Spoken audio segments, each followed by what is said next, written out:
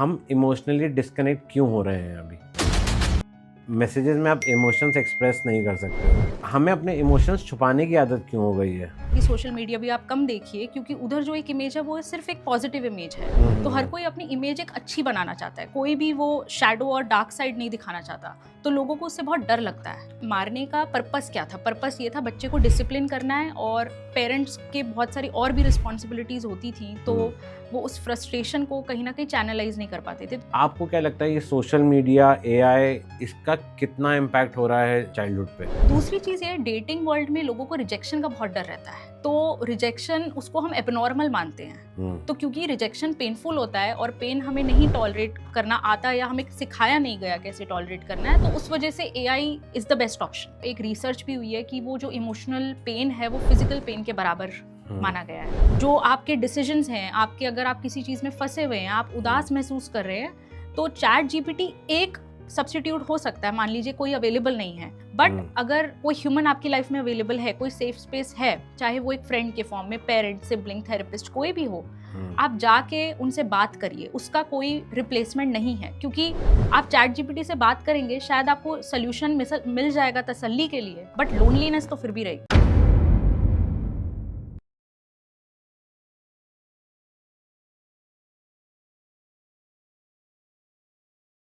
नमस्कार दोस्तों, सबसे पहले राहुल माथुर के साथ हमारे पिछले एपिसोड पर जो आपने प्यार, सपोर्ट और अप्रिसिएशन दिया है, उसके लिए दिल से शुक्रिया।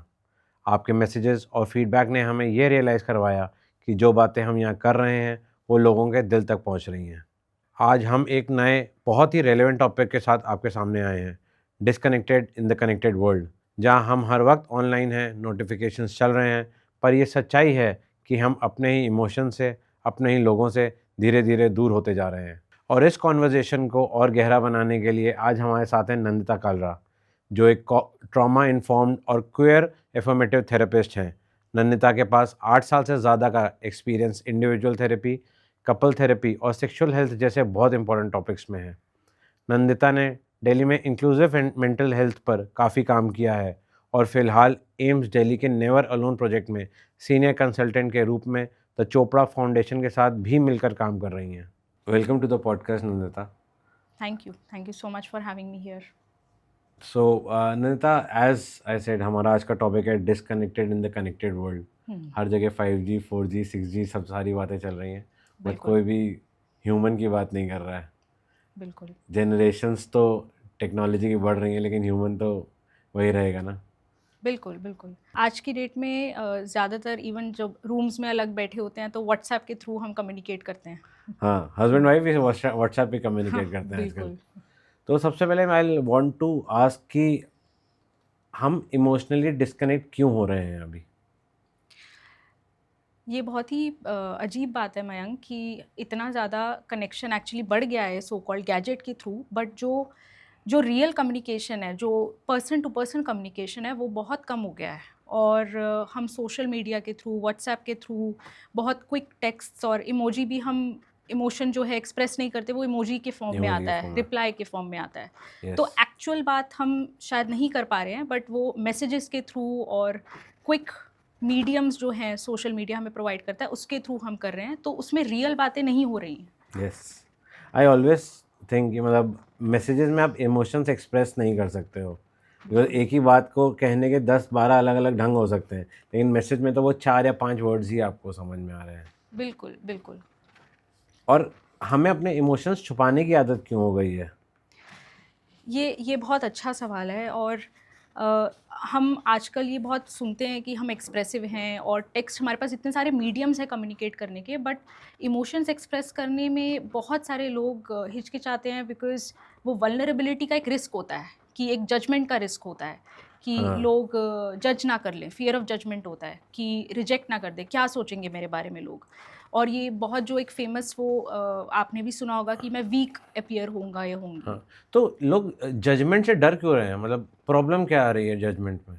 अगर अगर आपने मेरे को कोई बात कही, आपने मेरे को 3 बातें कही, उसमें से मैंने एक में डिसएग्री किया, तो इसमें जजमेंट से डरने का क्या बात है? इसमें ये क्यों क्वेश्चन है कि डर रहा है इंसान?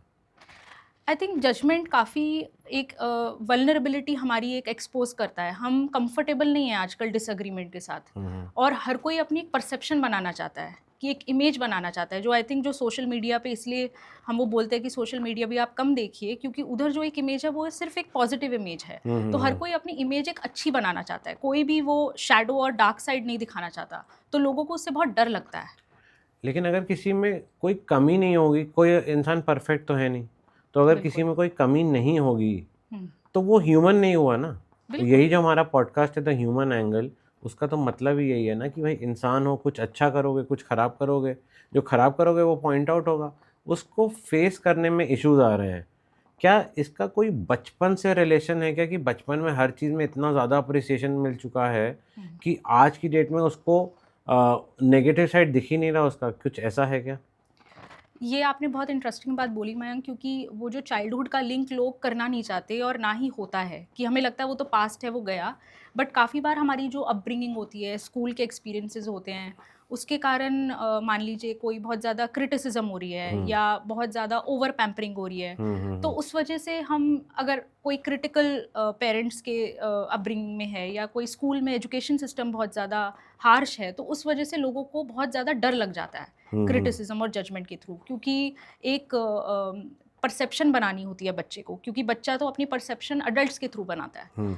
तो कहीं ना कहीं इसका बहुत ज़्यादा लिंक है चाइल्डहुड से। मैं ये नहीं बोलूँगी कि सिर्फ चाइल्डहुड एक सिंगुलर फैक्टर है, बट बहुत ज़्यादा लिंक है कि हमारी परसेप्शन काफ़ी उधर से भी आ रही है, कि हमें शेम करा गया था, मान लीजिए, इमोशंस एक्सप्रेस करने के लिए। तो अगर मैं I will go to childhood, ठीक है, चाइल्डहुड की बात करते हैं अभी, तो देर इज एक बैलेंस सब लोग ढूंढ रहे हैं। पहले कहते थे बच्चे को मारो, ठीक है, नहीं सुनता मारो, काम करेगा अपने आप ठीक हो जाएगा। अब कहते हैं बच्चे को मत मारो, ठीक है।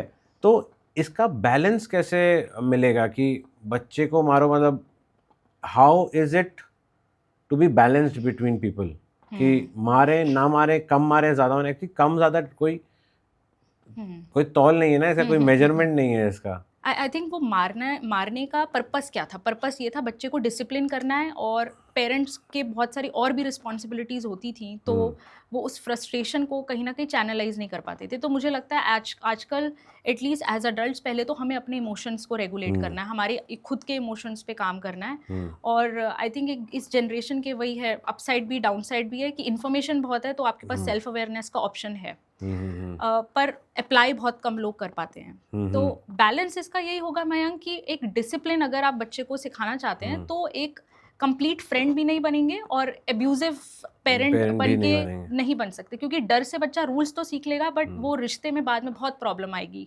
और फैमिली का मतलब ही तो फिर रिश्ता हुआ, या कल को जाकर वो फ्रेंड्स के साथ रिलेशनशिप बनाएंगे या पार्टनर के साथ बनाएंगे, तो उधर भी इम्पैक्ट होता है। तो नैता, ये फैमिली वाली जो बात करी, इस पर हम आएंगे आगे। अभी हम थोड़ा सा चाइल्डहुड पे ही चलते हैं, कि आज की डेट में 5, 6, 7 साल के बाद का बच्चा ही मोबाइल फ़ोन अडिक्ट हो चुका है। अडिक्ट तो शायद आजकल आज की डेट में 2-3 साल का बच्चा भी हो चुका है, क्योंकि वो बिना पोएम्स सुने और बिना ये सब टीवी पे देखे खाना भी नहीं खाता है। तो आपको क्या लगता है, ये सोशल मीडिया, एआई, इसका कितना इम्पैक्ट हो रहा है चाइल्डहुड पे? बहुत बड़ा रोल है, क्योंकि एआई और सोशल मीडिया क्विक एंटरटेनमेंट देते हैं, तो बच्चा भी परेशान नहीं होता और पेरेंट्स भी परेशान नहीं होते। बट थोड़ी परेशानी झेलना पेरेंट के लिए भी अच्छा और बच्चे के लिए भी, कि बच्चे को आप बोर होने दीजिए, कि बच्चे को एकदम आप क्विक फिक्स नहीं दीजिए, कि अगर रो रहा है बच्चा तो फ़ोन दे दिया और एकदम से चुप होके खा लेगा। तो वो जो बहुत क्रिएटिव जो चीज़ें हैं, हॉबीज़ हैं, जैसे आपने पोएम बोला, रीडिंग हो गई, जैसे रात को हम बेड टाइम स्टोरीज सुना करते थे अपने पेरेंट्स से, और खेलना हो गया, बाहर खेलते नहीं हैं बच्चे आजकल, पेरेंट्स के पास टाइम नहीं है, तो वो बोर्ड गेम्स जैसे फॉर एग्जांपल हो गया, एंटरटेनमेंट का बहुत अच्छा सोर्स है। तो क्योंकि वो वाले सोर्सेज हम एक्सेस नहीं कर रहे, और एक क्विक फिक्स हमें वो मिल गया है कि फ़ोन दे देंगे तो सब ठीक हो जाएगा, वो जो एक क्विक सोल्यूशन है, उसके कारण आई थिंक एआई और फ़ोन बहुत ज़्यादा आजकल प्रेवलेंट है बच्चों में। अभी मैंने रिसेंटली सुना था कि 1 out of 5 teenager in US are dating AI. I'm sure you would have also heard it. तो ये कहाँ जा रही है दुनिया? मतलब ये क्या हो रहा है कि लोग AI को डेट कर रहे हैं, क्योंकि यहाँ पे वैलिडेशन तो होना नहीं है, किसी की कमी तो किसी ने बतानी नहीं है। तो what are your thoughts on that? आप क्या कहोगे इस पे? ये बहुत ही एक सच बात है मयंक, और आई एम ग्रेट कि आप ये पॉइंट लाए। जैसे आपने बोला कि एआई आपको वैलिडेट करेगा, आपको खुद ही वो मिरर करता है, जो आप सोच रहे हो एल्गोरिदम ऐसे ही बना है कि वही वो मिरर मेरा करेगा। करेगा, करेक्ट। दूसरी चीज़ ये, डेटिंग वर्ल्ड में लोगों को रिजेक्शन का बहुत डर रहता है, तो रिजेक्शन उसको हम एबनॉर्मल मानते हैं। तो क्योंकि रिजेक्शन पेनफुल होता है और पेन हमें नहीं टॉलरेट करना आता, या हमें सिखाया नहीं गया कैसे टॉलरेट करना है, तो उस वजह से AI is the best option. Pain tolerate करना क्यों नहीं सिखाया गया? क्योंकि पेन को हम एबनॉर्मल मानते हैं। पहली बात, वो हमें अनप्लेजेंट लगता है, तो जो हमें अनप्लेजेंट लगता है, हमें लगता है वो एबनॉर्मल है। Okay, and as a psychologist, अगर कोई आपके पास इस चीज़ के लिए आता है, लेट्स से कोई आपके पास ब्रेकअप के लिए आया, तो आप क्या उसको से, क्योंकि ब्रेकअप को लोग एक टॉर्चर मानते हैं, राइट? बिल्कुल। और आई एम श्योर आपके पास बहुत सारे लोग ऐसे आते होंगे जो मतलब ब्रेकअप के टाइम पे आपके पास होते होंगे। आपका क्या सजेशन रहता है उनको? देखिए मयंक, आपने बिल्कुल ठीक बात बोली कि हार्ट ब्रेक बहुत बड़ा लॉस है, कि वो एक रिसर्च भी हुई है कि वो जो इमोशनल पेन है वो फिजिकल पेन के बराबर माना गया है। और हार्ट ब्रेक के बाद काफ़ी ग्रीफ होता है। जैसे लॉस, कोई भी लॉस है, चाहे किसी इंसान की डेथ हो गई है या कोई इंसान चला गया आपकी लाइफ से, उसका एक लॉस होता है। तो आई थिंक लोग उसको, पेन को झेलना नहीं चाहते, क्योंकि बहुत ज़्यादा एक मिस करते हैं, वो पेनफुल फीलिंग होती है, they are unable to move on. तो उस वजह से वो क्विक फिक्स चाहते हैं कि जल्दी से ठीक हो जाए, जिसकी वजह से बहुत लोग रिबाउंड रिलेशनशिप्स में भी जाते हैं। तो ब्रेकअप के टाइम पे मैं यूजुअली क्लाइंट्स को ये बोलती हूँ कि ये ग्रीफ है, ग्रीफ के 5 स्टेजेस होते हैं, तो जो आप महसूस कर रहे हैं वो एबनॉर्मल नहीं है। तो अपने आप से उतनी अभी एक्सपेक्टेशंस नहीं रखिए, और ये भी समझिए कि जो फेज़ है वो टेम्पररी है, ऐसा नहीं है कि वो परमानेंट रहेगा, बट वो टेम्पररी स्टेज में हम कुछ ऐसा ना कर दें जिससे वो परमानेंट बन जाए। तो आई थिंक वो ग्रीफ का जब हम स्टेजेस बताते हैं क्लाइंट्स को, तो वो काफ़ी हेल्पफुल होता है। Okay, coming to chat GPT या एआई का कोई भी जो टूल हम लोग यूज़ कर रहे हैं, तो एक चीज़ मैंने जो देखी है, रियलाइज़ करी है कि अगर उससे कुछ भी क्वेश्चन आप पूछते हो ना, what ever question you ask, उसका एक ही जवाब होता है, वेरी गुड थॉट मयंक। तो क्या ये हैम्पर कर रहा है आगे? क्या इसका कोई नेगेटिव इम्पैक्ट हो रहा है लोगों की मेंटल हेल्थ पे? ये क्योंकि जब भी चैट जीपीटी से कुछ भी पूछो तो वो अप्रिशिएट करता है, जबकि सेम क्वेश्चन आप किसी और से पूछो तो कुछ भी रिएक्ट कर सकता है। हाँ, हो सकता है अच्छा क्वेश्चन है, ये रिएक्ट करे, हो सकता है बोले कि व्हाट अ स्टूपिड क्वेश्चन, बिल्कुल ये तो कोई सेंस कोई सवाल है। तो आपका इस पे चैट जीपीटी के इस अप्रिसिएशन वाली थिंग पे क्या क्या थॉट्स हैं आपके? आई थिंक हर चीज़ की तरह एक किसी चैट जीपीटी का भी एडवांटेज और डिसएडवांटेज दोनों है। आपने जैसे बोला कि चैट जीपीटी, जो मैं ही क्वेश्चन फ्रेम कर रही हूँ और मैं ही कंटेंट दे रही हूँ, तो चैट जीपीटी वो मिरर करता है, वो वैलिडेट करता है, चैलेंज नहीं करता, ना ही वो इंटरप्ट करेगा। तो जब कोई चैलेंज करने के लिए नहीं है, अब जैसे आपका डिफरेंट पर्सपेक्टिव होगा लाइफ के प्रति, तो आप मुझसे वो पूछेंगे, आप मुझसे चैलेंजिंग सवाल पूछेंगे, आप मुझे चैलेंज करेंगे, जो मुझे अच्छा नहीं लगेगा। तो आई थिंक चैट जीपीटी आपको वैलिडेट ज़्यादा करता है और चैलेंज कम करता है। इस वजह से वो, और इस वजह से हमारा वो शायद बहुत एक क्विक सोल्यूशन बन गया है, और लोग उसको थेरेपी का सब्स्टिट्यूट समझते हैं, बट वो ह्यूमन टच को रिप्लेस नहीं कर सकता। ओके, तो कोई, अब तो ये इनफाइनाइट लूप में हम आ ही चुके हैं, एंटर कर ही चुके हैं, तो इससे बाहर कैसे निकला जाए ये चैट जीपीटी से? अब इसका नेक्स्ट स्टेप क्या होना चाहिए? एज अ साइकोलॉजिस्ट आपकी गाइडेंस क्या रहेगी कि इसका नेक्स्ट स्टेप क्या होना चाहिए, कि लोगों को ऐसा क्या करना चाहिए कि वो इस अप्रिसिएशन वाले लूप से बाहर निकल के आ पाए? जैसे हम एक ही म्यूचुअल फंड में सारे पैसे नहीं डालते, हम डिफरेंट म्यूचुअल फंड्स में डालते हैं, तो चैट जीपीटी को भी मैं वैसे ही मानती हूँ कि वो एक ख़राब सोर्स नहीं है, but over reliance on it बहुत ज़्यादा ख़राब सोर्स है। तो उससे आप ओवर रिलाय ना करें। ये भी हमें ध्यान रखना है कि वैलिडेशन की भी एडिक्शन हो जाती है हमें बहुत आसानी से। तो और लोगों के साथ भी वो व्यू पॉइंट लीजिए, क्या पता आपको कोई डिफरेंट पर्सपेक्टिव मिल जाए। जो आपके डिसीजंस हैं, आपके, अगर आप किसी चीज़ में फंसे हुए हैं, आप उदास महसूस कर रहे हैं, तो चैट जीपीटी एक सब्स्टिट्यूट हो सकता है। मान लीजिए कोई अवेलेबल नहीं है, बट अगर कोई ह्यूमन आपकी लाइफ में अवेलेबल है, कोई सेफ स्पेस है, चाहे वो एक फ्रेंड के फॉर्म में, पेरेंट, सिबलिंग, थेरेपिस्ट, कोई भी हो, आप जाके उनसे बात करिए, उसका कोई रिप्लेसमेंट नहीं है। क्योंकि आप चैट जीपीटी से बात करेंगे, शायद आपको सोल्यूशन मिल जाएगा तसल्ली के लिए, बट लोनलीनेस तो फिर भी रहेगी। करेक्ट। तो अब लोनलीनेस पे आते हैं कि जो फैमिलीज़ हैं, फैमिलीज़ लोनलीनेस को कैसे सपोर्ट कर सकती हैं? कि कोई लोनली कोई है तो वो फैमिली को कैसे पता चलेगा कि वो लोनली है? उसके क्या एक्शंस, क्या चीज़ें वो देखें जिससे समझ में आए कि वो लोनली फील कर रहा है? ये बहुत गहरा सवाल है मयंक, क्योंकि कभी कभार हमें पता ही नहीं लगता कि सामने वाला लोनली फील कर रहा है, चाहे वो फैमिली में ही क्यों ना हो, कि वो फंक्शनल है, दोस्तों से भी मिल रहे हैं, काम भी कर रहे हैं, अपना सारी जिम्मेदारियां भी निभा रहे हैं, बट फिर भी अंदर अकेला महसूस कर सकते हैं वो। काफ़ी बार हमें कुछ ऐसी चीज़ें, जैसे बिहेवियर में अगर चेंज दिखे आपके फैमिली मेम्बर का या आपके दोस्त का, तो उनसे पूछिए, उनसे बात करिए, उनसे बोलिए कि इज़ एवरीथिंग ओके। तो कभी कभार हम बिहेवियर चेंज के थ्रू ये पता लगा सकते हैं कि कोई इंसान अकेलेपन के थ्रू गुजर रहा है, और कभी कभार हमें पता ही नहीं लगता कि ऊपर से हमें लगेगा ये तो बहुत ही एक्सट्रोवर्टेड इंसान है, ये लोगों से मिलजुल रहा है, ये इतनी सारी चीज़ों इवेंट्स अटेंड कर रहा है, चीज़ें कर रहा है, बट अंदर से वो इंसान बहुत अकेला महसूस करता है।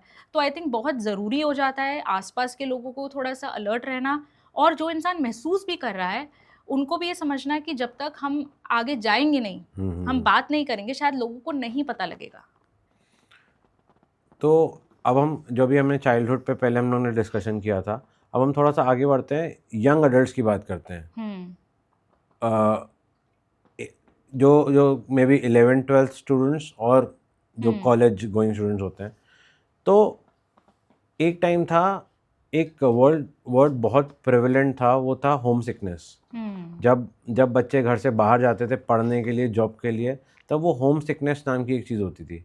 अब होम सिकनेस होती नहीं है। क्यों? क्योंकि सब कोई वीडियो कॉल पे, फ़ोन कॉल पे अवेलेबल है। तो इसका आपके लिए क्या ये भी कोई एक नेगेटिव इम्पैक्ट पे हो रहा है इसका, होम सिकनेस का, कि लोगों को होम सिकनेस फील नहीं हो रही है? क्या अटैचमेंट्स कम हो रहे हैं इस वजह से? इस पे आपका क्या थॉट्स हैं?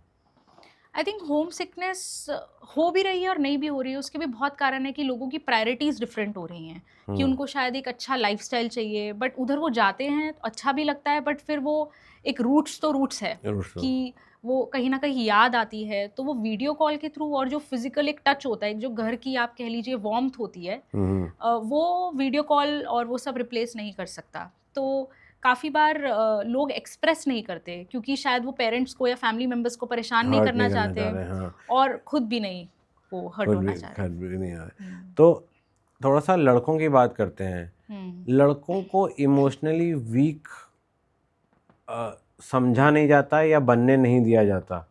तो इस पे क्या थॉट है कि इसकी कोई इसका रिलेशन कुछ लोनलीनेस से या डिस्कनेक्टेड वर्ल्ड से है क्या? Very important question. अगर आप रिसर्च देखिए खोल के मयंक, तो सबसे ज़्यादा जो सुसाइड और क्राइम रेट्स हैं, mostly, I am not generalising, वो बाय मेन है। अब अच्छा। उनको हम एक गलत नज़रिए से नहीं देखेंगे, एक अंडरस्टैंडिंग पर्सपेक्टिव से देखिए, तो ये भी सब इमोशन है। तो मैं ये नहीं मानती कि लड़कों में इमोशंस नहीं होते, वो प्रैक्टिकल ज़्यादा होते हैं। ये एक कंडीशनिंग है कि लड़कों को एंगर बोला जाता है कि आप एंग्री रहिए, पर रोने को नहीं बोला जाता, और ये बचपन से कंडीशनिंग होती है।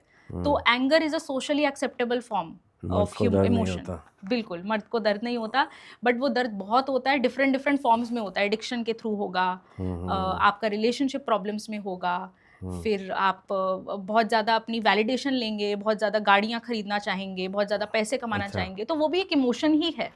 वो मुझे कुछ अचीव करके कुछ मिल रहा है, मेरे को एक फीलिंग है जो मैं गेन कर रही हूँ। बट आई थिंक जो वल्नरेबल और सॉफ्ट इमोशंस हैं, वो लड़कों को कहीं ना कहीं कंडीशनिंग नहीं दी जाती है, और अगर फैमिली में दी भी जा रही है, तो मान लीजिए बच्चा स्कूल जा रहा है, तो स्कूल में वही एक टीचिंग है कि उनको एक्सेप्ट होना है अपने पीयर्स से, तो उनको स्ट्रांग बनना है। तो उनको ये जो स्ट्रांग और वीक का कॉन्सेप्ट भी शायद बहुत प्रॉब्लमैटिक है मेरे हिसाब से, क्योंकि रोना वीक है बट गुस्सा करना स्ट्रांग है।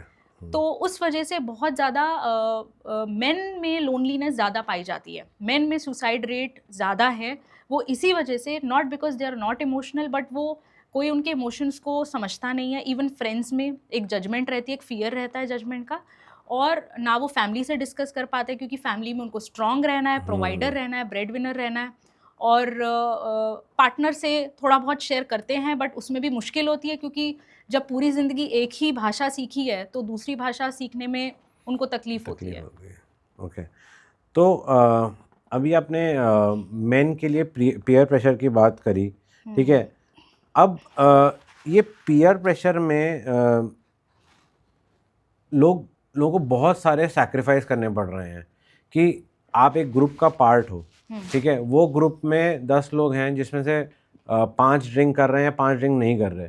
तो जो 5 ड्रिंक कर रहे होते हैं उसमें वो नॉन ड्रिंकर्स को ग्रुप में इन्वॉल्व करने की कोशिश करते हैं, अरे तुम भी ड्रिंक करो, तुम भी स्मोक करो। तो ये यंग एडल्ट्स का भी इशू है। ये सिर्फ पीयर्स का इशू नहीं है, यंग एडल्ट्स का भी इशू है, ये जॉब वालों का भी इशू है, ये मैरिड मैन का भी इशू है। एंड यहाँ पे ड्रिंक करना इज जस्ट एन एग्जाम्पल, ठीक है। It can be smoking, it can be drinking, it can be any bad activity जो आपके ग्रुप का पार्ट लोग कर रहे हैं। तो इसमें एक ये क्या थॉट्स हैं आपके कि what should a young guy do in that case? I think वो पीयर प्रेशर के कारण लोगों को एक्सेप्ट होना है, उस ग्रुप का फॉर्म बनना है और एक्सक्लूडेड फील नहीं करना। उस वजह से बहुत बारी अगर लोग पसंद नहीं भी करते तो वो चीज़ें करते हैं, स्पेशली जैसे मेल्स में आपने बताया कि एक स्मोकिंग ड्रिंकिंग एक एग्जांपल है, बट बहुत सारी ऐसी भी चीज़ें कि कौन कितना पैसे कमा रहा है, कौन कौन सी कंपनी में काम कर रहा है, तो उस वजह से वो बहुत ज़्यादा ग्रुप बन जाते हैं। और जो रियल बातें हैं, जो एक्चुअली में वो क्या फील कर रहे हैं, उनको क्या अच्छा लगता है, उन चीज़ों पे बातें नहीं होती है। तो आई थिंक अगर आप ऐसे ग्रुप में नहीं हैं जहाँ पे आप कनेक्ट ही नहीं हो पा रहे हो, तो वो लोनलीनेस होगी आपको, चाहे आप 20 लोगों के साथ क्यों ना हो। बट जब आप वो एक्टिविटी से कनेक्ट नहीं कर पा रहे हो तो आप डिस्कनेक्टेड फील करेंगे ही करेंगे। तो उनके लिए मैं यही बोलूँगी कि आप अपना ग्रुप ढूंढिए, अपना ट्राइब ढूंढिए, आप अपने आप को एक्सेप्ट करिए कि अगर आपको वो नहीं पसंद तो उसमें कोई शेम की बात नहीं है। Everybody is different. जो अल्कोहल पी रहा है उसमें भी कोई दिक्कत नहीं है, जो नहीं पी रहा उसमें भी कोई दिक्कत नहीं है कि उसको पीने से कोई कूल या अनकूल नहीं बन जाता। तो इसमें खुद को एक्सेप्ट करना तो बहुत जो ज़रूरी है। रिमेनिंग 5 हैं उनको समझना है, जो ड्रिंक कर रहे हैं, जो भी कर रहे हैं, उनको समझना चाहिए कि अगर वो जो रिमेनिंग 5 लोग हैं वो नहीं ड्रिंक कर रहे या नहीं स्मोक कर रहे, तो उनको ऐसे ही एक्सेप्ट करो कि उनको बिल्कुल। इतना प्रेशराइज मत करो इस कंजम्पशन के लिए, राइट? बिल्कुल, बिल्कुल, बिल्कुल। उसमें भी सामने वाला प्रेशराइज़ ना हो, जो अगर मुझे ऐसा लग रहा है कि अच्छा जजमेंट होगी या मुझे ग्रुप से निकाल देंगे, तो शायद उस डर के कारण भी मैं कभी-कभार प्रेशर में गिव इन कर देती हूँ। और ग्रुप में एक्सेप्टेंस ज़रूरी है, ठीक है। और एक्सेप्ट नहीं करे तो उनको अपना नया ग्रुप ढूंढना चाहिए, राइट? उनको अपनी हॉबीज़ या एक्टिविटीज़ पे उतना ज़्यादा इम्पैक्ट नहीं लाना चाहिए। What are your thoughts on that? बिल्कुल, आई थिंक वरना the person starts feeling very disconnected खुद से भी, कि अगर वो उस प्रेशर में, उस एक्सेप्टेंस के चक्कर में वो चीज़ें करेंगे जो जिससे वो कनेक्ट नहीं करते, जिसको वो वैल्यू नहीं करते।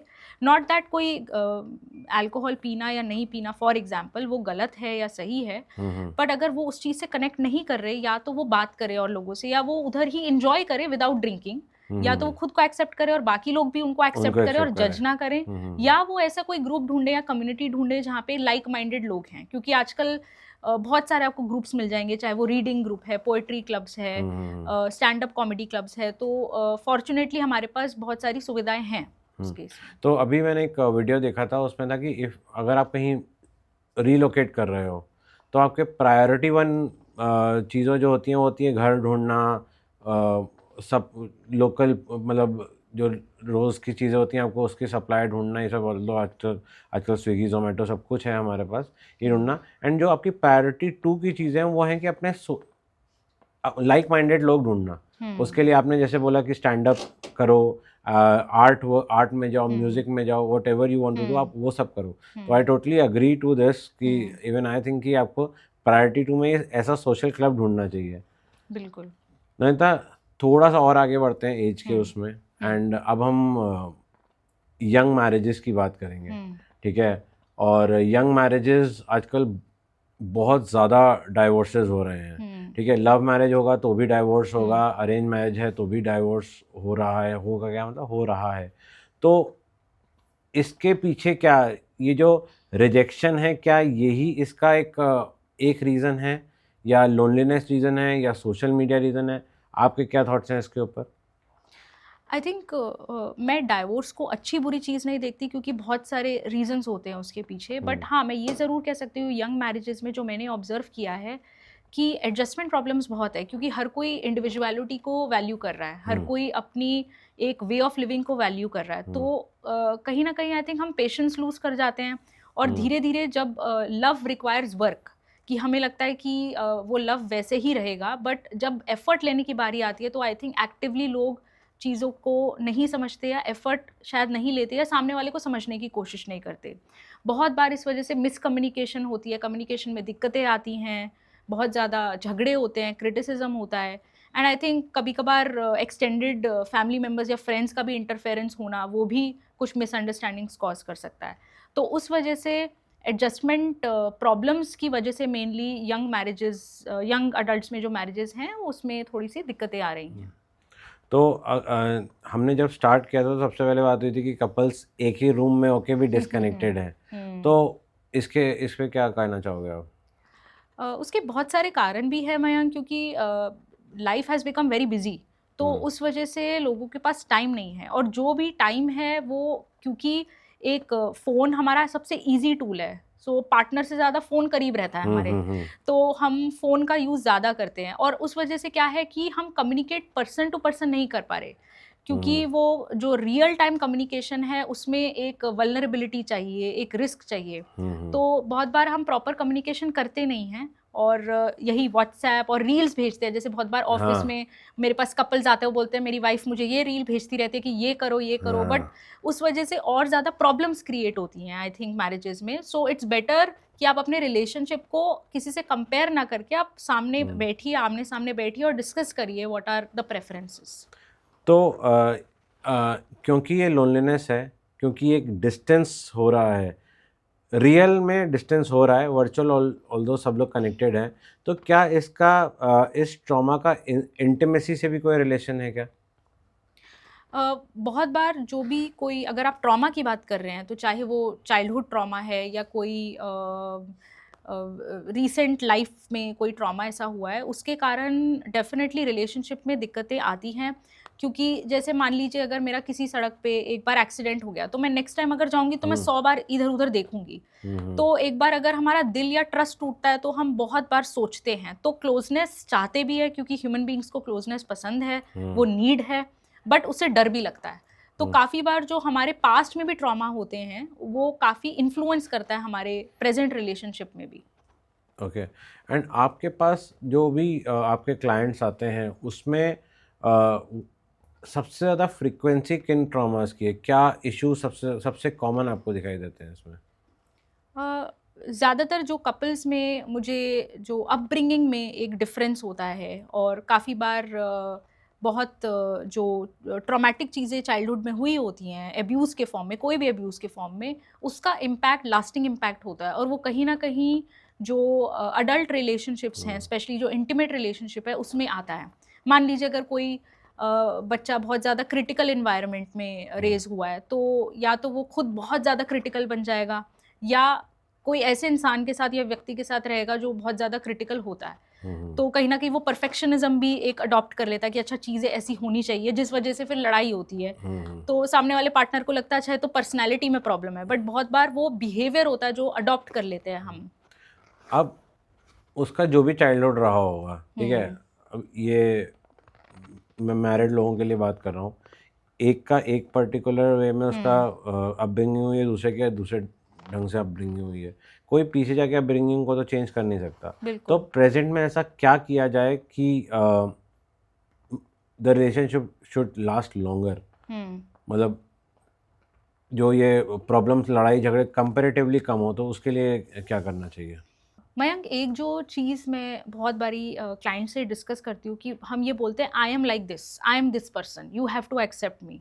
तो पहली बात तो इस भ्रम को हमें तोड़ना है कि हम कभी भी चेंज हो सकते हैं। एक सेल्फ अवेयरनेस लानी है कि शायद ये जो अनहेल्दी हैबिट्स हैं ये कहाँ से आ रही हैं, और उसको एक्सेप्ट करना है कि अच्छा, ना कि जज करे। तो आई थिंक बहुत बारी पार्टनर्स एक दूसरे को क्रिटिसाइज करते हैं, जज करते हैं, और कहीं ना कहीं परफेक्शन मांगते हैं सामने वाले में।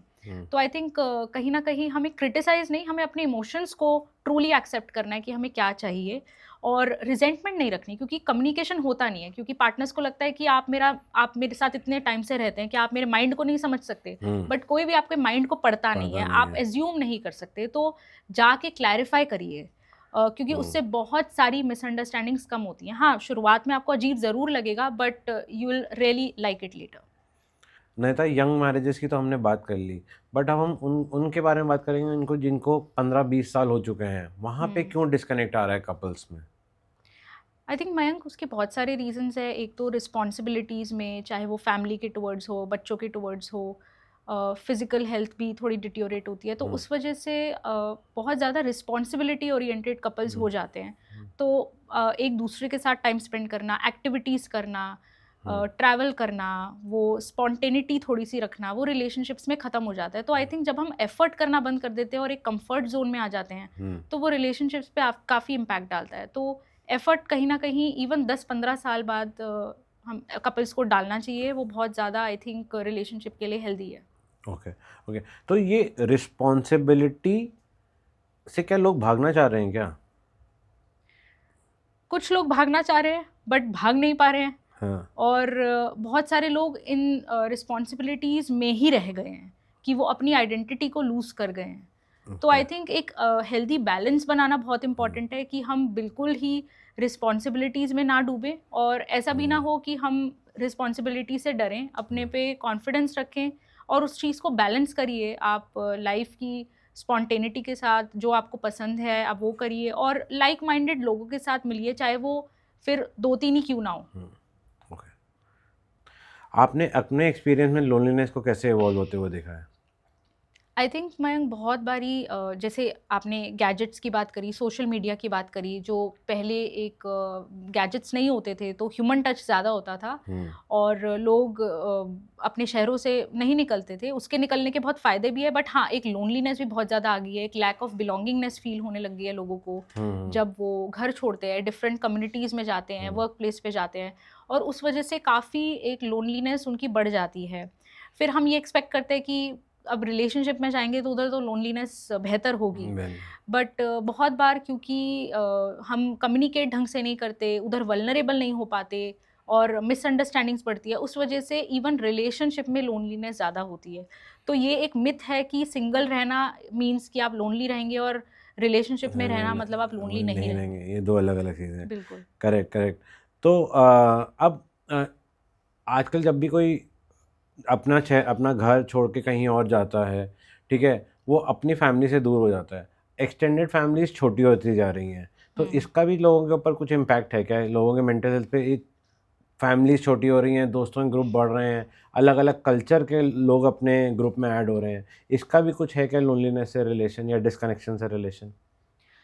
कुछ लोगों के लिए एक्चुअली फ़ायदे का काम करता है, क्योंकि वो एक अपनी आइडेंटिटी ढूँढते हैं, शायद वो फैमिली से उतना आइडेंटिफ़ाई नहीं कर पाते, उतना कनेक्ट या रिलेट नहीं कर पाते, तो काफ़ी लोग एक्चुअली में बाहर दोस्तों से या कम्युनिटी से ज़्यादा रिलेट करते हैं। और कुछ लोगों के लिए वो एक डिस्कनेक्शन हो जाता है कि वो एक जो वार्मथ और सिक्योरिटी उनको फैमिलीज़ में मिल रही थी, वो बाहर नहीं मिल पाती हैं।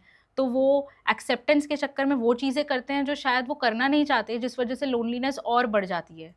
तो इसका एक मिक्स्ड रिस्पॉन्स है मयंक। ओके। तो अभी तक हमने बहुत सारे प्रॉब्लम्स से बात करी, चाइल्डहुड प्रॉब्लम्स पे, यंग अडल्ट्स की बात करी, मैरिजेज में बात करी। अब हम ना ऑल्दो ये इस छोटे आधे पौन घंटे के वीडियो में हम सल्यूशन पे या एक कोई मैजिक पिल हम किसी को नहीं दे देंगे, लेकिन अभी हम थोड़ा सा इनसे बाहर निकलने की बात करते हैं कि जो भी लोग चाहे रिलेशनशिप में हैं, चाहे यंग अडल्ट्स हैं, वो ऐसा क्या करें आज की डेट में कि उन लोग को लोनलीनेस फील ना हो? पहले तो हम खुद से झूठ ना बोलें, पहले हम खुद एक्सेप्ट करें कि ये चीज़ एग्जिस्ट करती है। बहुत बार हम उसको डिसमिस करते हैं या डिस्ट्रैक्ट कर लेते हैं सोशल मीडिया के थ्रू, या इवेंट, बहुत सारे हम इवेंट्स अटेंड करने लगते हैं। तो be honest with your self कि क्या चल क्या रहा है। एंड आई थिंक एक सेफ स्पेस, चाहे आपकी लाइफ में कोई एक इंसान भी है जिसके साथ आप थोड़ा सा ट्रूथफुली शेयर कर पा रहे हैं, I think you are very lucky. Go ahead and share, कि आप उनको एक मैसेज ही डाल दीजिए, आपको पूरी बात करने की भी ज़रूरत नहीं है, आप ट्राई करिए, आप माइक्रो स्टेप्स जो हम साइकोलॉजी, हम थेरेपी में बोलते हैं, वो आप लीजिए, कि थोड़ा सा आप उनको बोलिए कि मुझे शेयर करना है, कि आप मेरे साथ बैठ सकते हैं। बहुत एक सिंपल मैसेज आप डाल सकते हैं, और इन पर्सन मिलिए तो वो ज़्यादा बेटर है एज़ कम्पेयर टू टेक्स्ट और कॉल पे। दूसरी चीज़ ये है कि जो हम कनेक्शन की बात करते हैं, क्योंकि हम लोनलीनेस की बात कर रहे हैं और कनेक्शन की बात कर रहे हैं मयंक, आई थिंक कनेक्शन हम नेचर से भी करें, हम अपनी हॉबी से भी करें, क्योंकि वो एक जो क्रिएटिविटी है, human beings are very creative by nature, कि जैसे आप बच्चे को आप खिलाते हैं, वो प्लेफुलनेस हमारी एज अडल्ट्स खत्म हो जाती है। तो आई थिंक वो प्लेफुलनेस सिर्फ बच्चों के लिए नहीं है, वो अडल्ट्स के लिए है। तो हमारी लाइफ सिर्फ जॉब, करियर, रिस्पॉन्सिबिलिटी से सीमित नहीं होनी चाहिए, उसके आगे भी थोड़ी एक्सपैंड होनी चाहिए। तो अपना प्लेफुलनेस ढूंढिए, अपनी क्रिएटिविटी जो भी आपको पसंद है ढूंढिए। तो पहले एक बार थोड़ा सा हॉबी पे डिस्कशन कर लेते हैं। हॉबीज़ का क्या क्या रोल प्ले होता है ये लोनलीनेस ख़त्म करने के लिए? बहुत अच्छा रोल होता है मयंक, कि काफ़ी लोग उसमें अपनी एनर्जी को चैनलाइज कर लेते हैं, वो बहुत ज़्यादा कनेक्टेड महसूस करते हैं। चाहे आप आर्ट ले लीजिए या म्यूज़िक ले लीजिए, कि उनको एक लाइफ का बिगर पर्पस थोड़ा सा समझ में आता है, क्योंकि जब आप उसमें कनेक्ट कर रहे हैं तो एक पॉजिटिव साइकोलॉजी में टर्म है फ्लो करके, कि जब आप कनेक्ट कर रहे हैं तो आप उसमें बिल्कुल एक बह गए हैं, इमर्स कर रहे हैं। तो उस टाइम पे आपके दिमाग में कोई थॉट्स, कुछ फीलिंग्स नहीं आ रहा, आप फुली कनेक्टेड है, जिसको हम प्रेजेंट मोमेंट में बोलते हैं। तो आई थिंक जब आप अपनी हॉबी से ट्रूली कनेक्ट होंगे, नॉट बिकॉज कि सामने वाला कर रहा है तो मुझे करना है, आप ढूंढिए जो आपको पसंद है, जो आपके दिल के करीब है, और आप उससे थोड़ा सा हफ्ते में एक बार भी अगर आप कर पा रहे हैं उससे एंगेज, तो वो बहुत ज़्यादा अच्छा है लोनलीनेस के लिए। एंड फिजिकल एक्टिविटीज़ पे आपका क्या थॉट्स हैं? ये जो वॉक करना, एक्सरसाइज करना, जिम करना, इन सब पे आपका क्या थॉट है?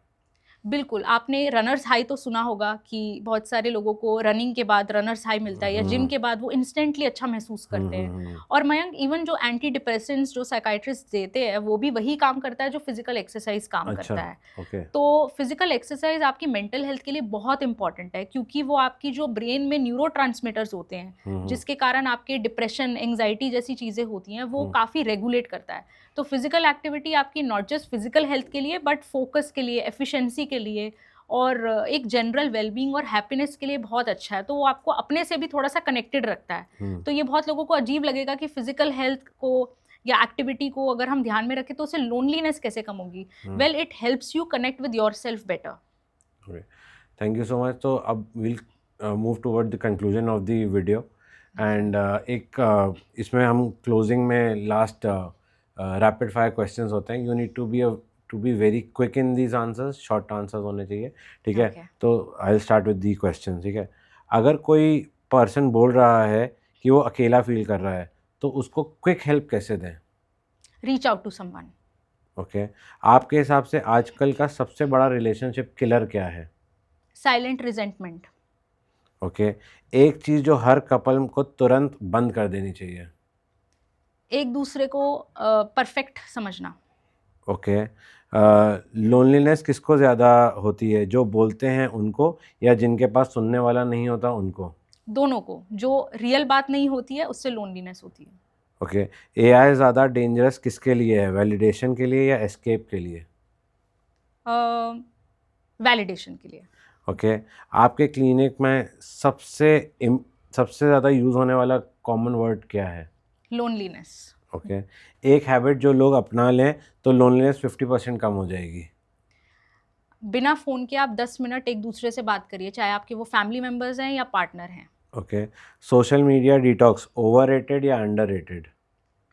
आई think it is underrated, it is needed. Okay. अगर लोनलीनेस एक बॉलीवुड कैरेक्टर होता तो वो क्या डायलॉग बोलता? चॉइस नहीं है मेरी, मैं आदत बन के आया हूँ। Okay. Thank you so much Nandita for being there. Thank you for having me. Okay. इस पूरे कॉन्वर्जेशन में हमने देखा कि emotional suppression, AI validation, homesickness, trauma और अनस्टेबल रिलेशनशिप, ये सब एक जगह जाके कन्वर्ज हो रहे हैं, लोनलीनेस। पर नंदिता ने एक बहुत इंपॉर्टेंट बात बताई, लोनलीनेस का मतलब ये नहीं है कि आपके पास लोग नहीं हैं, बल्कि ये है कि आप अपने इमोशंस के साथ ऑनेस्टली किसी और के साथ बैठ नहीं पा रहे। और शायद ये आज का सबसे बड़ा रिलेशनशिप किलर भी है। आखिर में कनेक्टेड वर्ल्ड में सबसे पावरफुल कनेक्शन वो है जो आप अपनों से बनाते हैं, and I will mention the human angle. Thank you for watching this video. इस वीडियो को उनके साथ शेयर करें जो आपको लगता है कि इससे बेनिफिट हो सकते हैं। Thank you.